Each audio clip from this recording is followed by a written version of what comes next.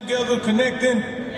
Okay. So today I have the pleasure of introducing this esteemed panel on probation and parole. Now we will ask the questions, how should parole and probation be transformed as a part of the wider criminal justice reform? What reentry programs are most effective at reducing recidivism and bringing families back together? What systemic disparities need to be addressed? What policy solutions are currently available to assist these efforts? And today our discussion, to lead this discussion, we have Jessica Jackson, the CEO of Reform Alliance. Reform has passed 20 bipartisan bills in 12 states. That's right, give a round of applause for that. Which have created pathways for more than 850,000 people to exit the system and move toward work, stability, and well-being. Named a young global leader by the World Economic Forum, please welcome my friend, Jessica Jackson.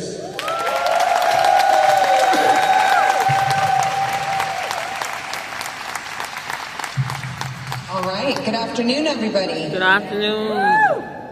So it's now my pleasure to bring out an incredible panel of people who are not just leaders that I look up to, but they feel like family because I've known them for quite a while. I remember back in 2015 doing a bipartisan summit with several of our panelists, so I'll go ahead and bring them out. First, we've got Jay Jordan, who's a longtime advocate and criminal justice reformer.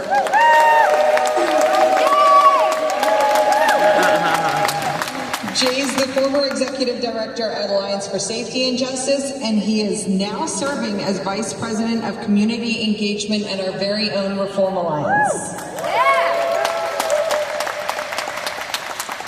Next, I'd like to bring out Vinny Schiraldi. He's a criminal justice policy expert and co-director of the Columbia Justice Project. He's also the author of Mass Supervision, Probation and Parole, and the Illusion of Safety and Freedom, and has worked for several mayors and governors leading supervision and public safety reforms. Finally, I'd like to bring out Kemba Smith. Kemba is a Shiro of mine and received clemency from President Clinton and went on to serve on Virginia's parole board. So from prison to serving on the parole board. She's worked with senior officials at the White House, the United Nations, Congress, and federal and state supervision agencies all across the country. Welcome, guys. Thank you. Like I said, it's fun to see you guys. I remember Kemba and Vinny at the bipartisan summit. Jay, I've known forever, so fun to have a little family moment here. I mentioned a couple of the incredible things that you guys have done. I was told I couldn't have, the 10 pages for each one of you that you deserve. But I'd love to kick it off just starting by talking about some of the work that you guys are doing right now, in case people don't know. Kemba, let's start with you. I've been out for 25 years, and basically I recently had a movie that was released last year, and so I was grateful to be able to work with Represent Justice, where we had an impact campaign that was launched along with the film, because obviously I'm not just putting all my stuff out there for people to be like, oh, poor Kimba. Like, I'm over my trauma and the stuff that I went through. It's all about helping people understand mitigating circumstances that could lead someone down the path of incarceration and humanizing people. And so basically we had this campaign, and it was centered around highlighting women that have experienced intimate partner violence and encouraging governors and the President of the United States to grant clemency to women that have been in those particular situations. So we had over 130 screenings across the country. I was at most of those screenings. And fortunate, there's a character in the film named Michelle West. And so we were advocating for her, getting people to sign petitions. And I think her character being in the film garnered additional support for her, along with the other many advocacy organizations that have been rooting for her. But she was granted clemency just before President Biden went out of office, yes. And I was also granted a full pardon. But basically, you know, since I've been home, I've been told that I'm an OG in the movement, and some of the people that are out here telling their stories, they say they learned it from seeing me while they were inside. And basically, I felt like sharing my story with young people as a credible messenger, what's being done still today, and also to college students and policymakers to influence them by tugging on their heartstrings and moving their minds, because oftentimes you can read, you know, law books, journals, and everything, but you have to humanize this situation. And I think Brian Stevenson said, I don't know the quote verbatim, but basically it's me exposing my brokenness. And I know I heard some of the other women speaking earlier, but it's unfortunate that you have to expose that trauma and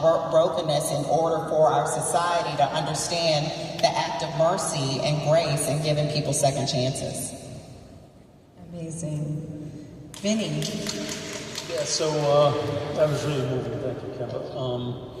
I used to run the probation department for New York City, and I was just looking up some of the numbers on it. There were 30,000 people under supervision when I ran the department in around 2010, and there are now 10,000. So it's 2/3 less. And the budget was $80 million when I ran it, and it's $127 million now.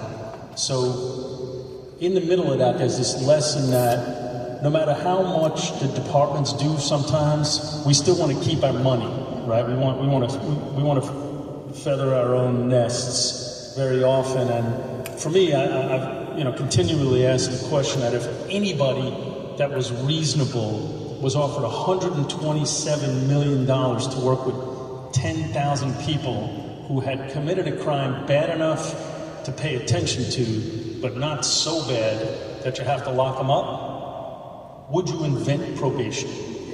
And if you did invent probation, what would it look like?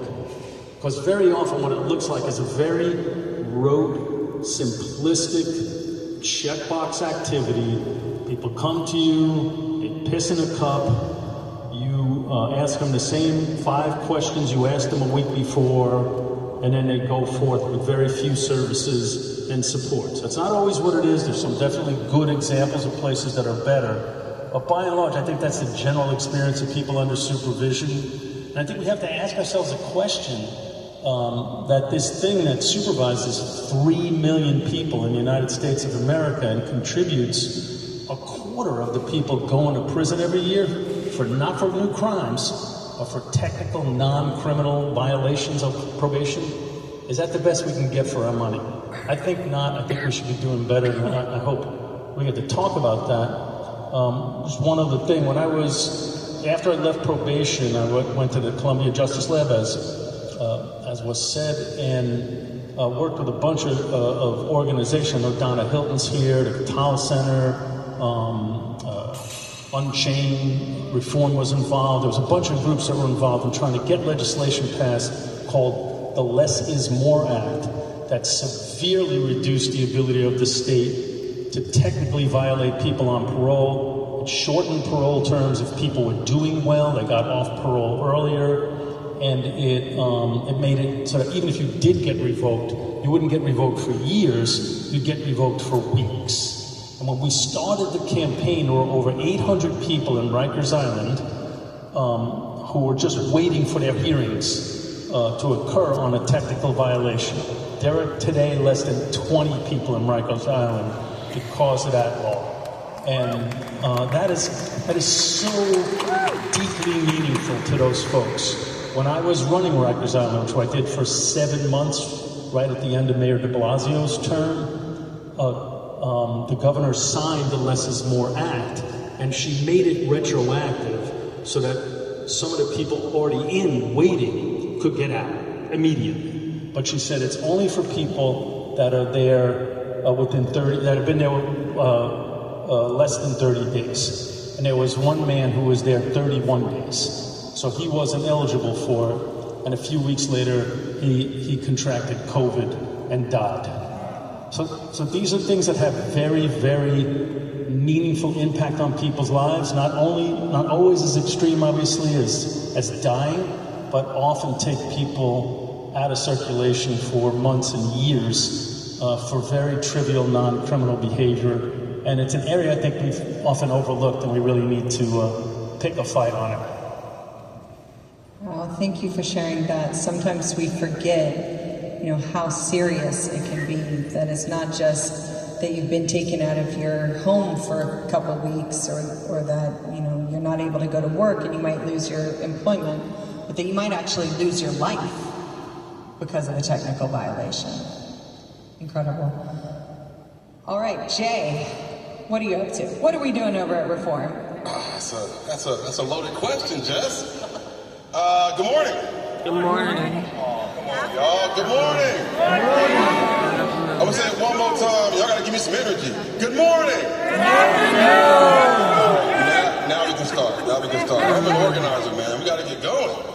Have church up in this thing. I talk back, man. I need some talking back. All right, amen. All right. I joined Reform in January. I think Jeff took the helm a year earlier, right? 6 months earlier. Yeah. 6 months earlier. And Reform has done a lot. I know my sign said 20 bills, but it's 21 with Virginia. Clap it up for Virginia. And I was retired. I was done. I was done with organizing. I was doing consulting work, helping organizations, restructure their power building strategy, doing a lot of fund development, restructuring their organizing programs. And then I get a call from Jess, and she's like, come over for a play date. Right? For kids. Yeah, for kids. So for the kids, so we go over there, and she slides a computer across the table, and it's an org chart. And I begin to look at the org chart. She began to talk about her vision for Reform, right? About how, being policy first, impact always, and people centered. And she talked about the staff. This really got me. That 30+% of Reform staff is impacted. And I thought about it, and I said, okay, let's do it. And when I got over there, I realized it was more than just a mission to reform probation and parole. That was kind of the calling card, right? It's what you say to funders, it's what you say to audiences, it's what you say to lawmakers. But the truth is, it's about changing lives. I remember when I was locked up. I did 7.5 in California State Prison. They didn't have what they have now in prison, right? All the programs, and you can go and get your college degree. They didn't have any of that. And I served my time in level 4 institutions, and it was rough, but I was cutting people's hair, right? I was cutting people's hair, and I thought when I got out, I was going to do the same thing, become a barber, sell real estate, sell insurance. And before I got home, the day I got out, I went to the barbershop, Big Herc's barbershop. I went to his barbershop first, before I even got home. And I sat in Big Herc's chair, and he's laughing, we joking, I'm telling him my whole plan. Herc, I need an apprenticeship. I want that chair right there, Herc. I want that chair right there. Make $1 million right there. I got a whole barbershop popping. And he's like, wait a minute, man, didn't you just leave prison? I'm like, yeah. He said, man, you can't cut hair, you can't sell insurance, and you can't sell real estate. It broke my heart. And I learned that I was not the exception, but I was the rule. I spent the first about 8-9 years of my professional career in organizing and campaigning, trying to figure this out, trying to crack this nut. How do I go from being a skilled worker, a skilled laborer, to being able to change my trajectory economically? And it took us a long time to do it. And I was able to do it, and we'll get into that later. And then I retired. After I got freed, and we freed almost everybody in California by changing the expungement law. We literally rewrote the whole damn thing in California. 4 incarcerated people did. We got 8 million people free, right? 6 million people automatically. 2 million people, all you have to do is file for a petition, and the court has to grant it, because the way we wrote the bill mandated that they grant it. Right? Then I retired. I was done. I was like, look, I'm done. It's over with. I'm free. And I got the call. And I remember the first day I started reform, and I looked around the staff. Actually, it was before I started. Just had me come in, and I looked around at the staff, and it was apparent that reform was about to embark on something special, right? They're about to embark on something never been done before. She said, hey, we got this federal bill, Safer Supervision Act. We passed the first step back before reform was reformed, and now we're doing the second step back, and all these people, you know, on federal supervised release will have a chance, you know, to not be sent back, to be incentivized, to get jobs and do all these different things, and it's never been done before. You know, and we want to go deeper in our states. We just don't want to work with organizations. We also want to do in-state partnerships. We want to invest in our organizers, people who are formerly incarcerated in their states, to go deeper and travel around the state and build community. We want to do this in a systematic way where they have tools to do it. We want to expand our policy work under the tutelage of the amazing Aaron Haney in the audience. Give it up for Aaron, y'all. Give it up for Aaron Haney. We want to go deeper and broader in our storytelling. We want to streamline operations so staff don't have to worry about, you know, paychecks and all these different things. Doing something special. You know, so we ask people what reform is up to. It's more than just policy. It's people. It's more than just changing laws. It's impacting families. When we impact families one by one, we impact communities. We impact communities, we can change this country.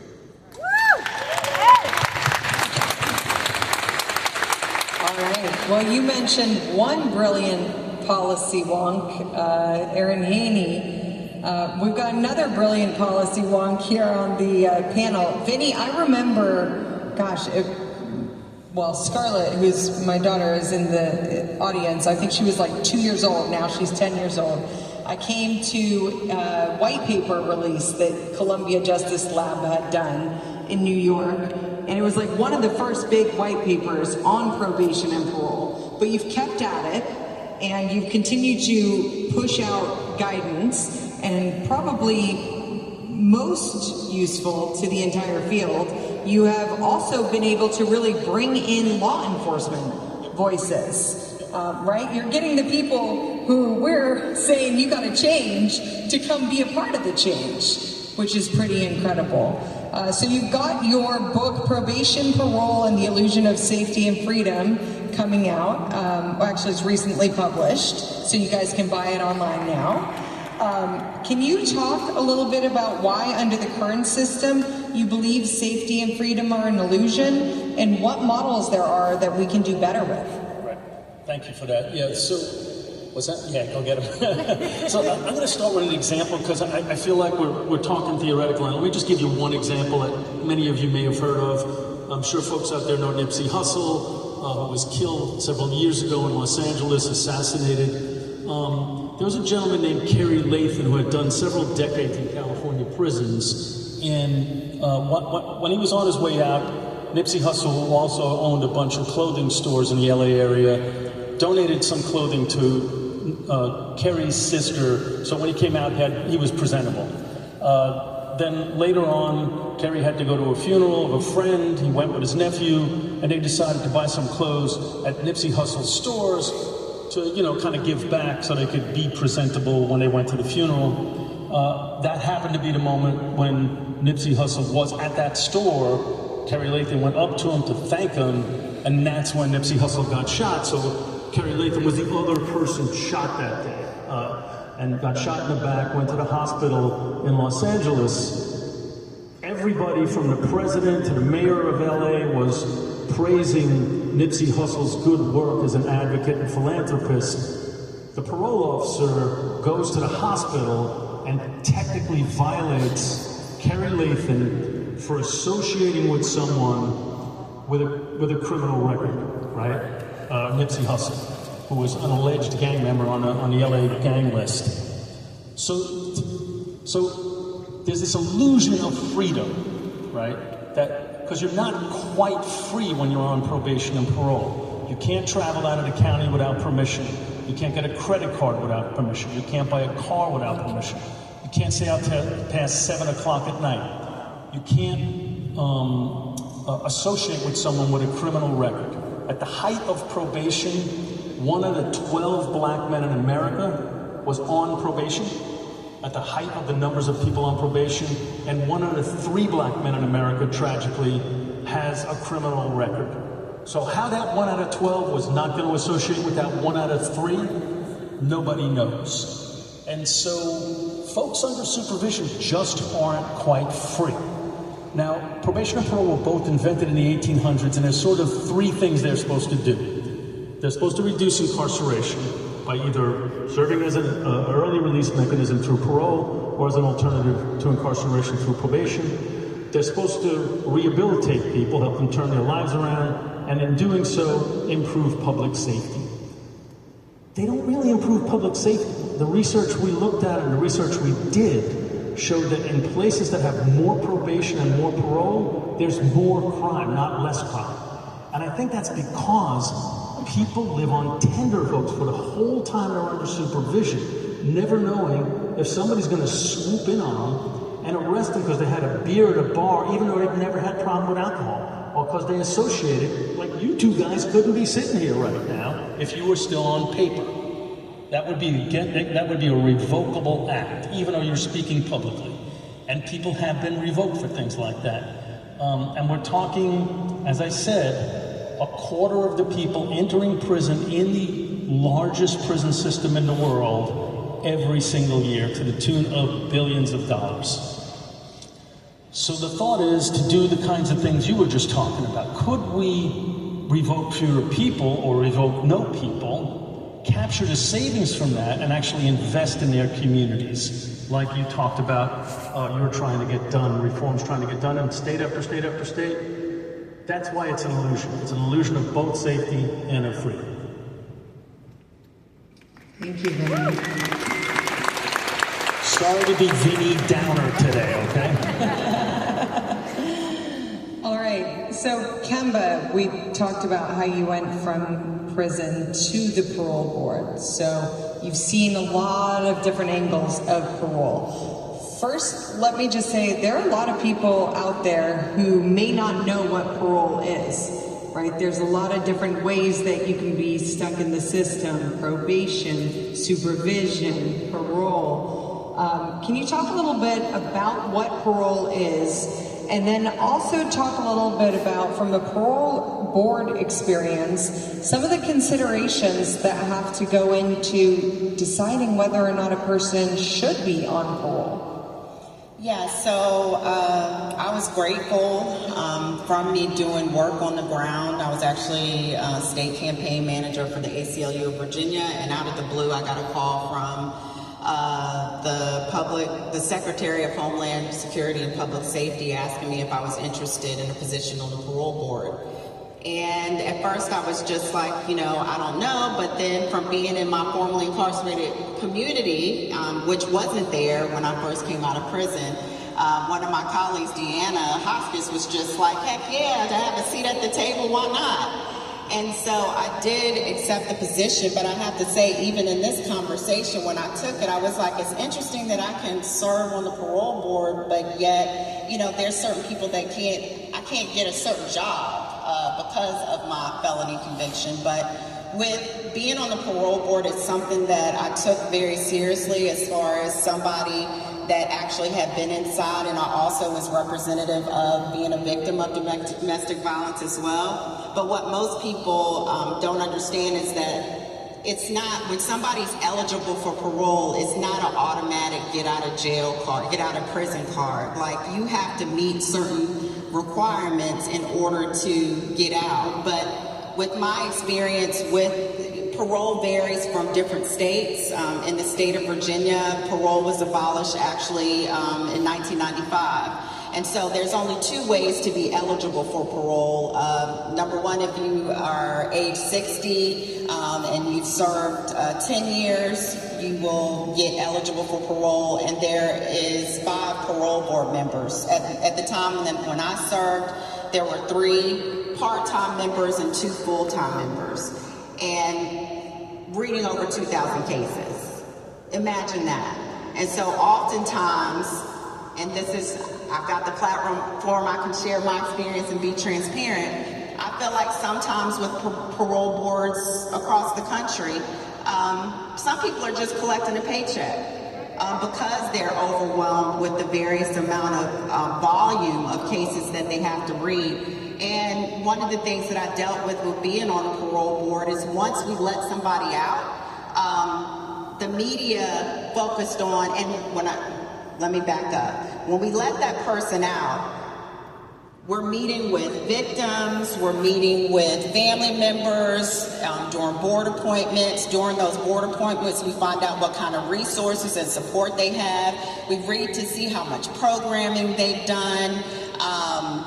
There's a variety of different things, and you pay taxes to help someone change their behavior. There's all these behavior modification classes that a person can take.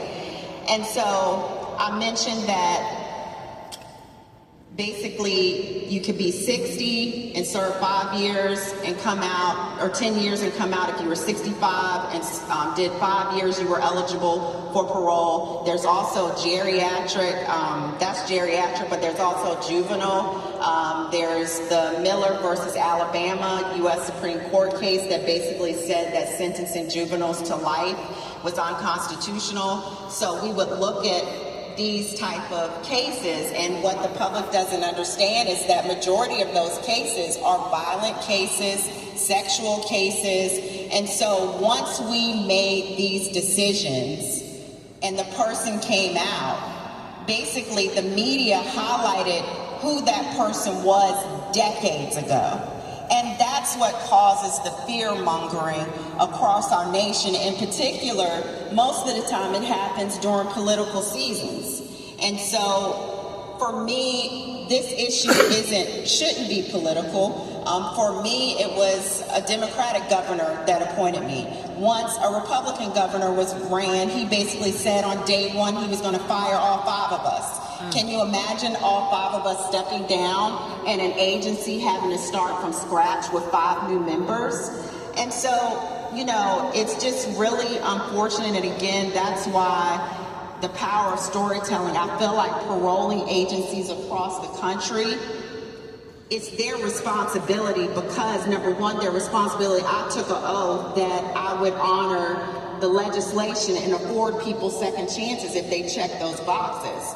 And so it's up to parole representatives to highlight those success stories and not allow politicians to demonize human beings that have worked really hard to change who they were. And the truth be told, when they come out, most of the time they're dedicating their future lives to that person that they harmed and wanted to do something better. So I just feel like there needs to be more education and educating the public, and parole agencies need to be highlighting the success stories so our neighbors can stop being afraid of us coming home. Absolutely. I mean, you look all the way back to Willie Horton, right? And this is how politicians think they can get elected, which is why it's so important for all the work of the groups out there and all of these other groups to be changing that narrative and reducing that stigma. So Jay, you transitioned from prison to supervision, and you were able to find that first job. You were able to get stable housing, both of which are huge feats, and you really set up a life for yourself after incarceration. Now got 2 adorable little boys running around, beautiful wife. You've been able to work with hundreds of people through the same transition, and you often talk about post-incarceration poverty. One of my favorite things that you brought to our office at Reform is the way that you're talking about probation and parole as an economic hardship, right? Not just an economic hardship that impacted you or impacted your community, but one that impacts the entire economy, right? So do you mind sharing with us a little bit about, what you've learned about the system through these experiences, and then also thinking about, what are people who are on supervision not getting that they need to be able to get to succeed? Y'all ready for this? Can we educate y'all a little bit? All right, so repeat after me. Collateral consequences. Collateral consequences. Collateral consequences. Collateral consequences. Collateral consequences. Collateral consequences. All right. Like, just be honest, that's not easy to change. All right, so how many of y'all know what collateral consequences is by a show of hands? Okay, cool. We got some folks who are going to hear some new information. And we got a little time left, so I'll be quick. Collateral consequences are the legal restrictions. There's 40,000 legal restrictions that kick in after you serve your time. So imagine doing 5 years and you get out, and all of a sudden you realize that you have 40,000 legal restrictions, right? 70% of these are lifetime bans, right? Half of them are employment related. Let's talk about employment for a minute. Employment, we're not just talking about you can't work at a hospital. You can't work in healthcare. You can't work in government. You can't work in education. In certain states, you can't work in finance. So you're locked out of entire industries. And if you live in a town like I come from, North Stockton, California, the growth sectors, the industry that give all the jobs are healthcare, education, and government. You work for the county, the school district, or the goddamn jail, right? You can't do any of those. So you're stuck navigating the low-wage economy. You're stuck going and getting a tip job. How many people in here are formerly incarcerated? How many people here have a family member formerly incarcerated? So y'all know what I'm talking about, right? You know that the first job is probably something that's a temp agency or a warehouse job, am I right? And they get stuck into these low-wage positions. And on top of that, right, they get stuck into these for a long time. And not only do they get stuck into these low-wage positions, there's something called post-conviction redlining, where you can't even live anywhere you want to. Right. And this wasn't always the case, Jess. This wasn't always the case. Like pre-9/11, right? Less than 40% of landlords and 40% of private companies did background checks. Post 9/11 in the fear-based economy, upwards of 90% of both now do background checks. Not because of public safety, but because of industry. So now you not only can't work anywhere you want to, and you're stuck into this low-wage economy, you can't even live anywhere you want to, so you're stuck in places like East St. Louis or South Stockton. And we're aggregating all these people to those same areas. And what are the other industries that are there? Buy now, pay later. Check cashing, right? Liquor stores. All these industries surround these neighborhoods, these extractive communities, and they're extracting value out of these communities. And people can't leave. Not just because you have a criminal record. Now bring in probation or parole. Now you have what is disguised as conditions. Say conditions. Conditions. I call them work restrictions. Before we call them work restrictions. I live in Edgewater, New Jersey. If I was on parole in New Jersey, I couldn't cross that river to come to New York and get me a job. How crazy is that? If Amazon was hiring for the swing shift, and I can only work from 10 p.m. to 6 a.m., that's the only job they have, I couldn't get that swing shift job. And God forbid, I get a job at Reform, and guess who shows up? My PO. Vest, gun, and badge. Pulling me into the bathroom. How embarrassing is that? You gotta go to classes twice a week, midday. So not only if you have a criminal record getting out of prison or jail, you have to face these 40,000 legal restrictions, and you can't work in the growth economy in your community. You have to live in areas that are unsafe and are impoverished, and you are under these work restrictions. So probation and parole have become accelerants to post-conviction poverty. And guess what happens?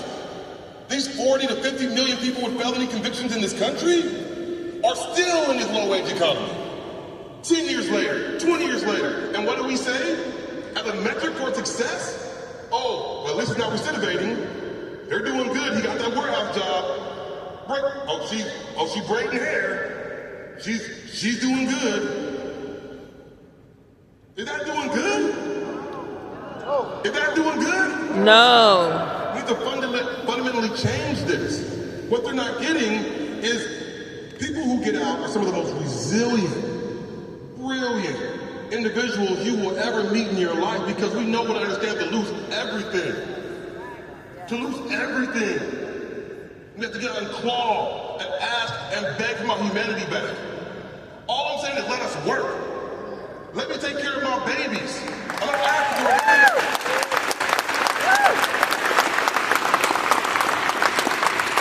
I'm not asking for a free ride. I'm not asking not to be held accountable. So like, this is very impactful, especially now that all eyes are on the economy, because we don't allow people to work. We're leaving $300 billion in unpaid wages because we don't allow people to work. $87 billion in lost annual GDP because we don't allow people to work. And you may say $87 billion is a drop in the bucket, but it's not a drop in the bucket in the Bronx. It's not a drop in the bucket. It's not a drop in the bucket in East St. Louis and South Stockton. Because we see what it looks like. Visually, we see what it looks like. And mentally and spiritually, emotionally, the families that are under this know what it feels like. And it's not just us. Our end with this is not just us. It is the people in the household who support us. It's our significant others.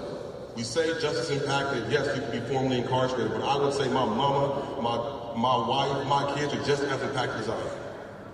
This is about families as well.